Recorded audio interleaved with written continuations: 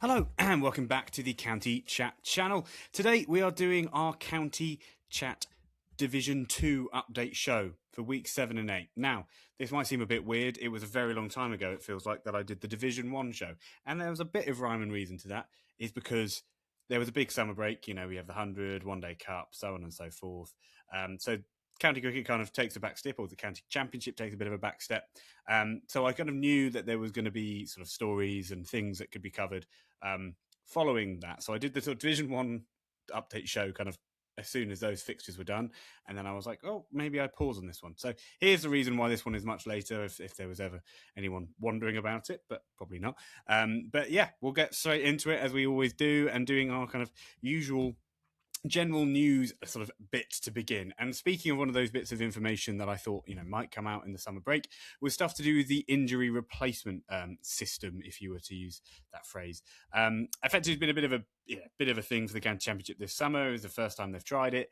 It hasn't gone all that well at points. There's been some moments where it really didn't make sense, like, Lancashire had a moment where they couldn't bring in Tom Bailey for Ajit Singh Dale because I think it was because Tom Bailey was too good at batting when he was coming in as a bowler and stuff like that. So basically, there's two tweaks that have come in really, really simply. With an injury replacement now, it will only be in the first innings when it can be applied, rather than before it was just any innings. Concussion replacements, that's not the case still. You can do that in any innings, and the same with like a big life event thing, which is like, again, under the match referee and the umpire's sort of discernment, I guess. So that's the sort of big thing. That's a big first change. And then the second change is kind of on that Ajit Singh Dale, Tom Bailey point or example, if you will, is as simple as you can bring a bowler in for a bowler and you can bring a batter in for a batter and an all-rounder in for an all-rounder. I could keep listing roles in a cricket team, but you see the point. It's just simpler now. They're just doing that equals that, and if you are a batter, you can replace a batter. Nothing matters other than that. No kind of relative quality or understanding of what quality could be. So I think that's a really, really good start. I think it's a really, really simple and obvious one, and that's where the stuff like the PCA coming into it is so important, because you just consult with the players and coaches and go, "What do you guys think?" And they'll go, "This is such an obvious fix." So yeah. Anyway, to carry on, well, I wrote a bit of the script sort of before the One Day Cup, and I kind of wrote it tongue-in-cheek after Ben Stokes had retired from England duties, and I was like, oh, Ben Stokes is going to play for Durham loads. I didn't realise he was going to play in the One Day Cup, not the 100, which has been one of the funnier parts of the 100, as someone who doesn't really follow the 100 and doesn't have much love for it.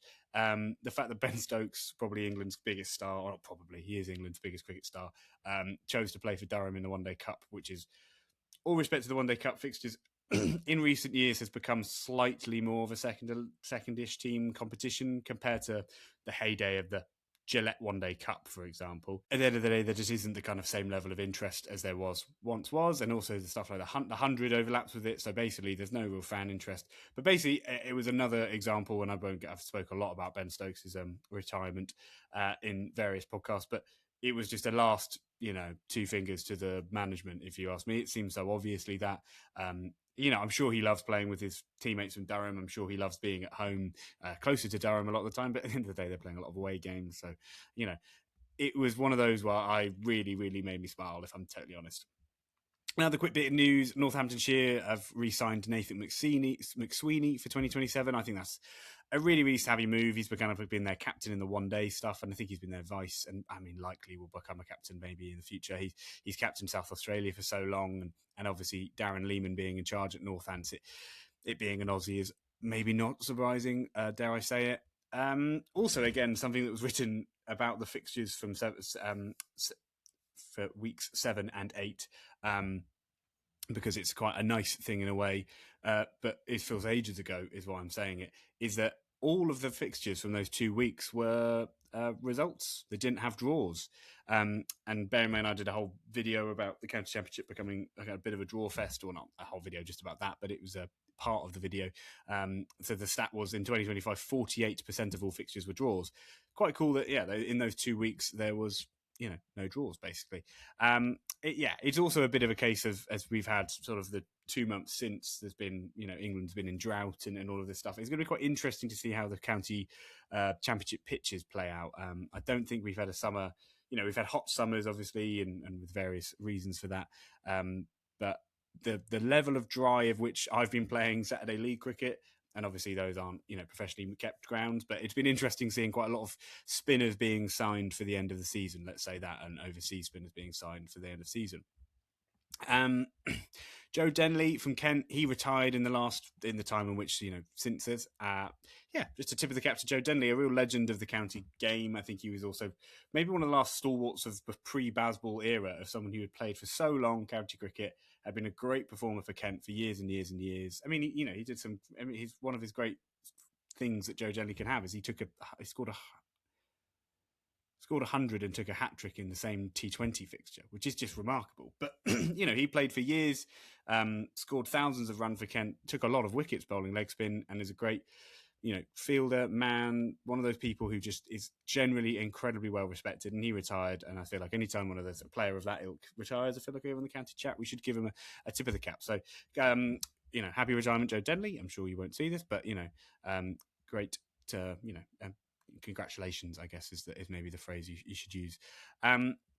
And speaking of Kent, and obviously friend of the show, Bertie Foreman, he'd got a short form contract, like a couple of months contract with Kent, but he's been extended for the end of the season, sort of part of that spinner thing that I was talking about.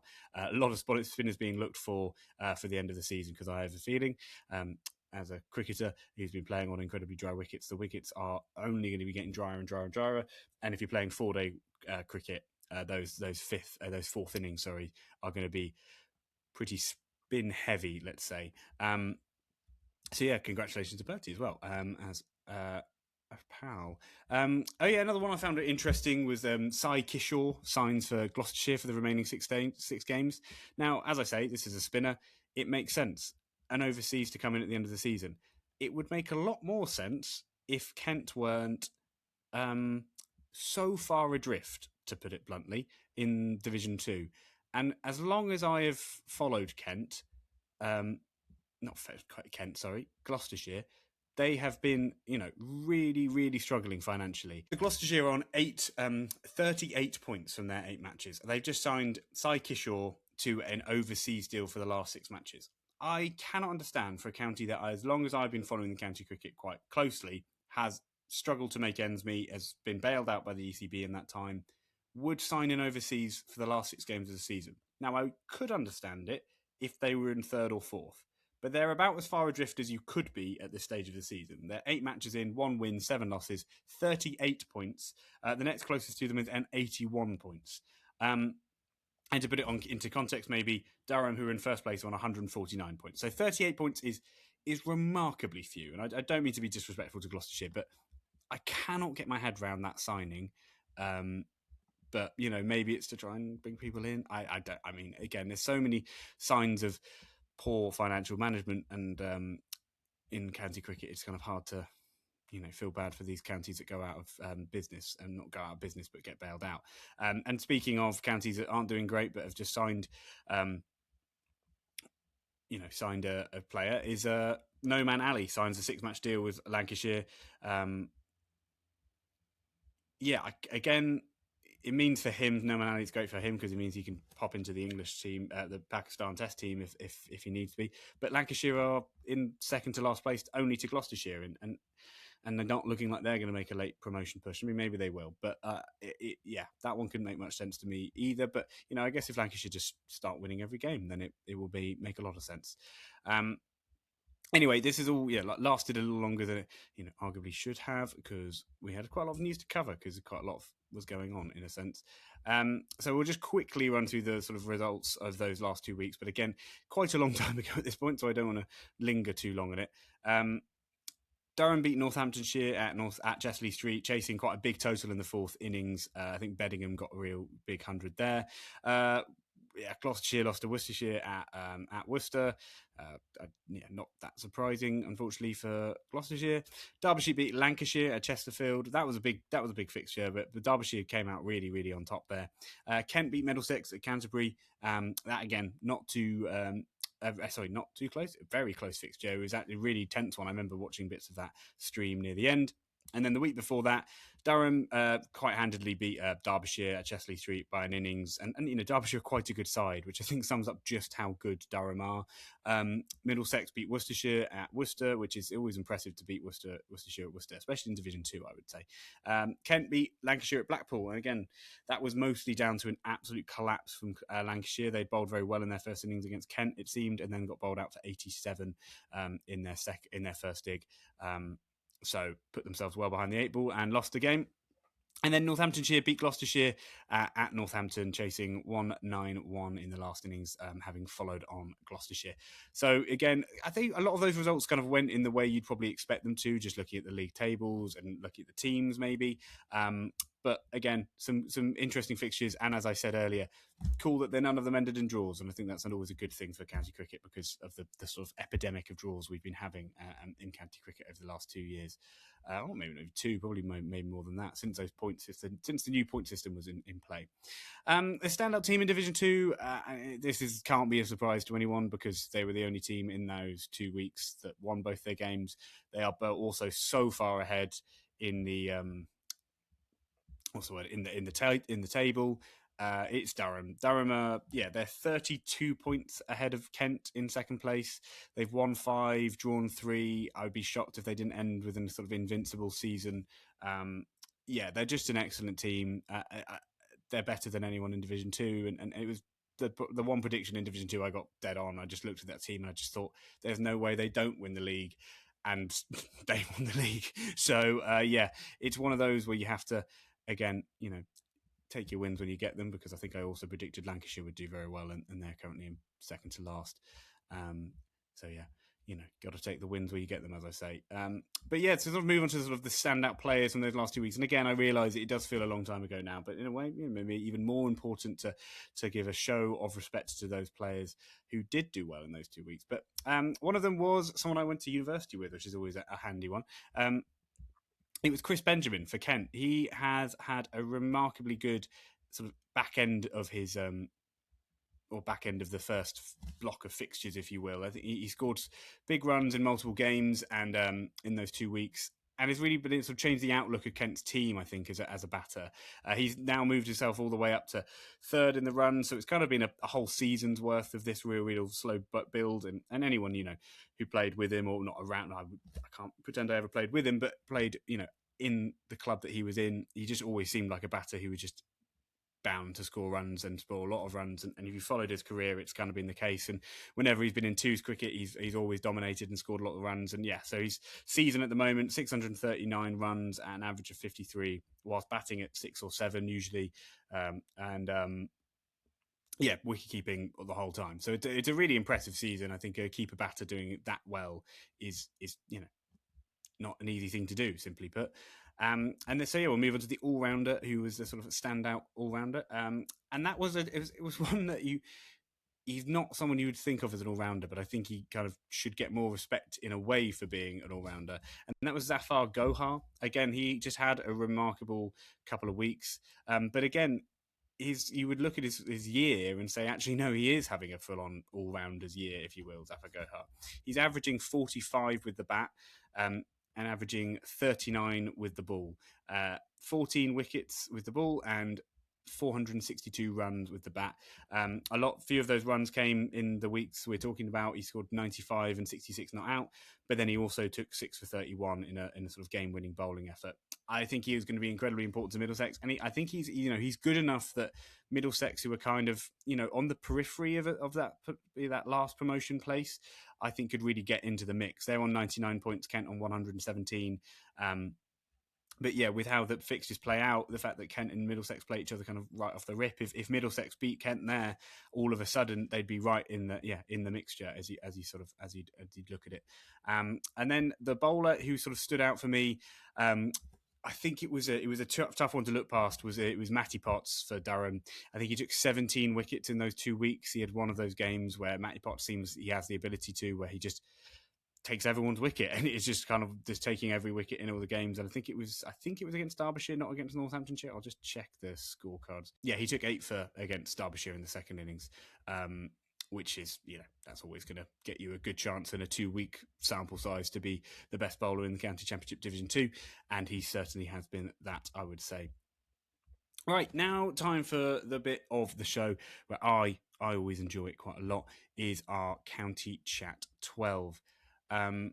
I also forgot to just mention this. I could quickly mention this bit of news is referring to Middlesex. Middlesex have sacked their chief executive, Andrew Cornish, after a cricket regulator investigation. They haven't announced their findings, but the fact that he's been fired before they've announced their findings sort of suggests it's not great. The Guardian had reported that Cornish was charged with misconduct by a regulator following allegations about his behaviour towards another member of staff, which he denied.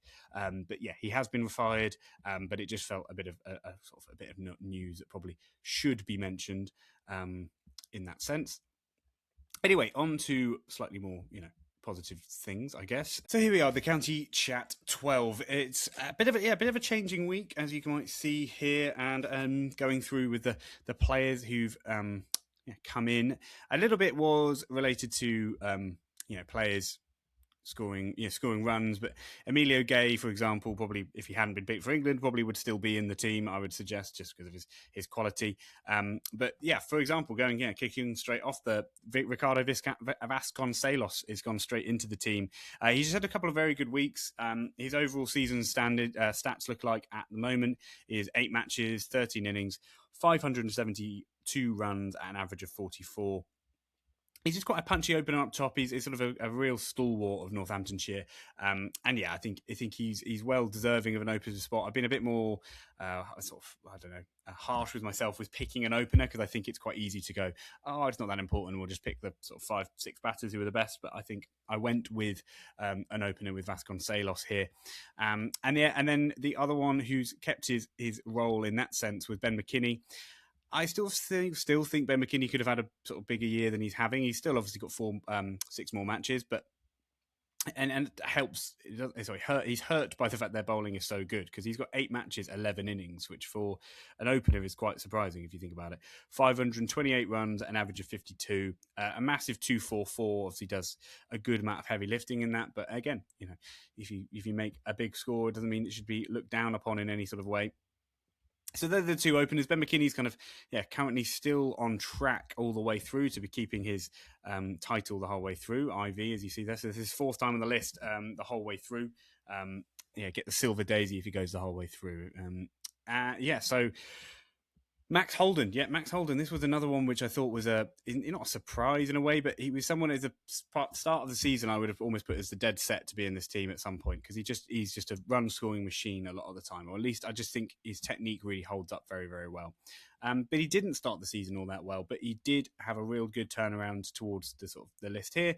And again, it's the first time he's been on the list all year, but he's 625 runs, 182 is his highest score, an average of 44.64, 100 350s. And he bats 3. He's a very much a specialist 3, Max Holden. I think they sometimes try him in as an opener, but I think he's a sort of that 3 that is an old-fashioned 3 in the sense of like, the reason 3s were often the best players in a team was because if they came in the first over, they could deal with that technically and sort of psychologically, but then they could also bat if it was 100 for 1. And that's why that kind of a versatility. And I think Max Holden, to me, kind of epitomizes that in another sort of sense. Now here comes the 2 no-brainers and the 2 South Africans, which is maybe not surprising.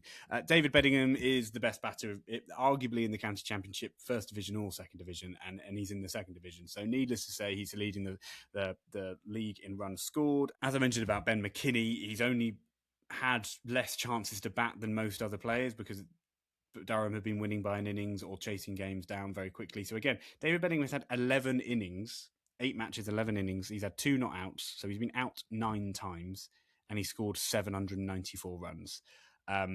400, 250s. As you can imagine, the average is pretty eye-watering at 88.22.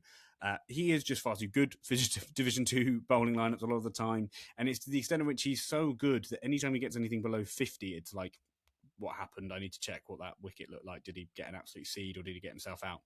To be honest, despite only getting out 9 times in the season so far, it's often been him getting himself out, and that shows just the level of player that David Bedingham is.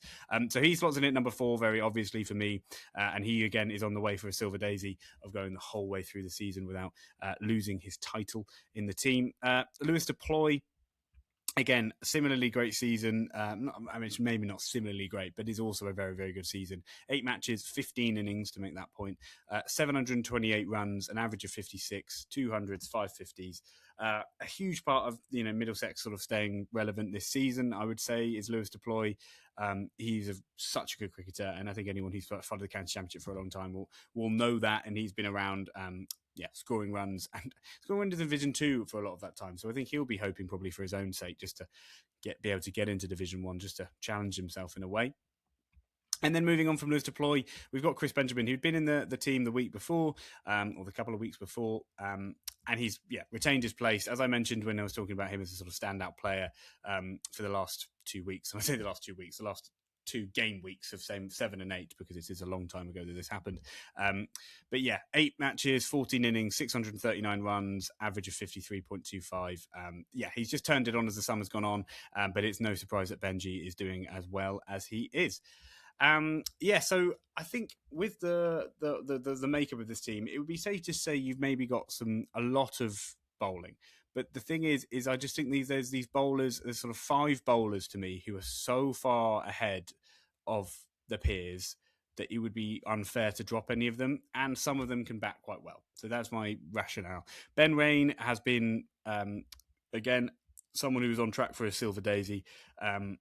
He's just a ridiculously good cricketer, and again, someone is a sort of shame for many of these Durham players that they went down a division, because they are just good enough for Division 1 easily.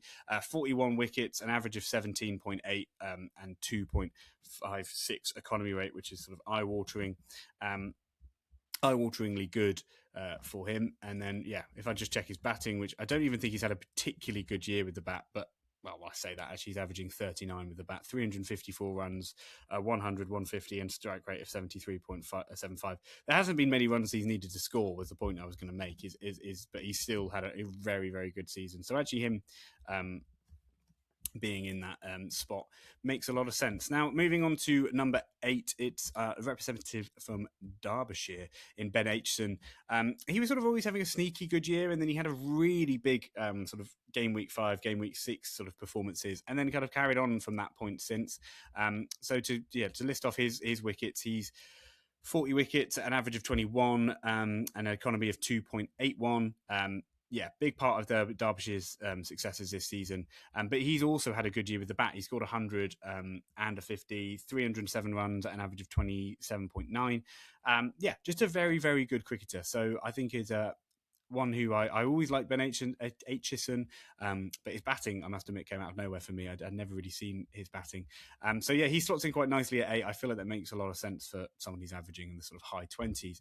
Speaking of people who can you can very much hold a bat, Matty Potts, he obviously had a very tough winter down in Australia. I mean, he was in the squad, so I guess that's a good thing. But at the end of the day, he played one game in the SCG, and it didn't go particularly well for him. Matty Potts is currently on 41 wickets, averaging 19.51, strike rate of 38.65. He's played in one less game and still is sort of taking wickets. He's got as many wickets as Ben Rain. Batting wise, he's also got a 50 this year and is averaging 34.83 with 209 runs. So, his batting is nothing to sort of sneeze at. Another very good cricketer. I'm sort of convincing myself that this long tail is not as big of a problem as if this team is ever going to play anyone. But you get the idea that I don't want it to be too many just bowlers straight away. But I think you could say of Rain and maybe even Aitchison that they're bowling all rounders sort of thing. Anyway, another person who is on for the old Silver Daisy, as I'm referring to it, is James Anderson. 8 matches, 15 innings, 38 wickets, an average of 17.26. He's bowled quite a few less overs than the other guys who have got this many wickets and are in this top 5. He's got about 30 less than nearest, but he's only got 3 less wickets than top wicket taker and 1 less wicket than the 4th place wicket taker, if that makes sense. So he's bowling a hell of a lot less, and therefore is bowling at a better average, and his strike rate is lower than all of them. He just proves he's still, mustard. I do think it may be overblown that he should be still playing for England and all that stuff, but it is a shame in a way that he's not playing Division 1 county cricket, at least, because I think he's far too good for Division 2 standard. But it is one of those things. So Sir James Anderson still on track for the Silver Daisy, but Ben Sanderson, one of my favourite cricketers, and he did done well in the 100, I think, as well. Or at least I overheard he was bowling at some point. But again, 39 wickets, an average of 18.74, an absolute stalwart for Northamptonshire. Again, similar to Potts, has actually played in one less game. So again, those strike rates, those averages are very low and very impressive. So yeah, that's the kind of the bowling lineup, and then the 12th man is often as kind of what's the word, a little sort of nice pick for someone who's done very well this year, and in a team which has been really struggling, as I mentioned in this podcast. Miles Hammond for Gloucestershire, I thought just deserved a shout out. 566 runs, average of 40, but it just feels like his average feels like it should be higher than that, because I think anyone who's played in bad cricket teams at any standard, scoring runs can feel quite hard, because it's like, is anyone going to come with me? And he's just been a consistent presence of really scoring runs in that team. Him and Bracey, I think, are kind of, you could probably say Bancroft as well, but they've been really struggling, and they've just about sort of survived it, and not well, they haven't survived it, they've been getting hammered, but you know what I mean, is someone like him is keeping those games that they're even vaguely competitive, really. Some honourable mentions: Nathan McSweeney's having a really good season for Northamptonshire. In a way, I have a bit of a premium on overseas, in the sense of I think you have to be having a really, really good year, if that makes sense. And I think it would be safe to say, for someone as good as Nathan McSweeney, I mean, he's still averaging 49, 589 runs, but Nathan McSweeney is good enough that in Division 2 county cricket, I think he could be doing better than that. And I don't think he would even probably see that as an unfair statement. Other honourable mentions: Calvin Harrison having a very good all-round season for Northamptonshire. Zafar Gohar, as I mentioned earlier, for Middlesex. Similarly, Harry Conway has had his way on the list quite a few times. Keith Dudgeon for Kent, South African overseas, taking some polls. Conway on 34 wickets, Dudgeon on 29, both averaging, Conway 23, Dudgeon actually close to 30. I don't really know why I snuck him on the honourable mentions. And then George Balderson, who I've always been a big fan of. I like any seam bowling all-rounder, really, but he was having a kind of not so great season, but his bowling's up to taking up a tick. He's now 28 wickets at an average of 23. And then the last thing, which I think is I always like keeping a track of, is who dropped off the list this week. Emilio Gay, as I mentioned, mostly because he got picked for England. Martin Anderson had that remarkable start to the year, and again, he seemed like someone who was destined for a silver daisy, in the sense of it just seemed like he wouldn't be able to drop off the list, having got that 228 and taking wickets for fun. But well, not for fun, but taking wickets, sort of important wickets every now and again. He's still having an incredibly good season. 13 wickets at an average of 31, economy of 2.8, and then 510 runs at an average of 42. That batting just dropped off to an extent that he couldn't sneak on the list for me. Ryan Higgins, it's as simple as Ryan Higgins, his batting has just not been quite good enough to sneak into the team as an all-rounder, I think. His bowling's still been good, and he also sustained an injury, so that was a big thing that I'd forgotten. But yeah, so Ryan Higgins is one that if you county cricket, he is always in and around it, and especially if he's in a Division 2 side, which again, for a lot of his career, as a shame he has been. And then lastly, James Sales, he's had another one. He's having a really good season. He's averaging 57 with the bat, 514 runs, and then taking quite handy wickets with the ball, bowling kind of his medium fast, or medium, would you just call it medium? And I think his bowling's not good enough to get in as an all-rounder, and he wasn't better than any of those batters to be in the team.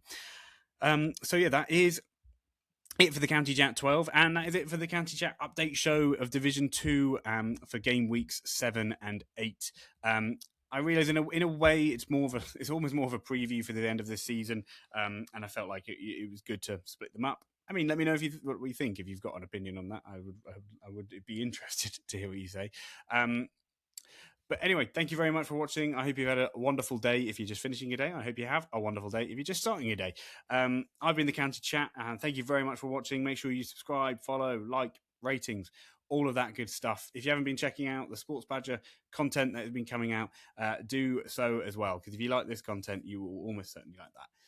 So yeah, thank you very much for watching, and I'll see you very soon.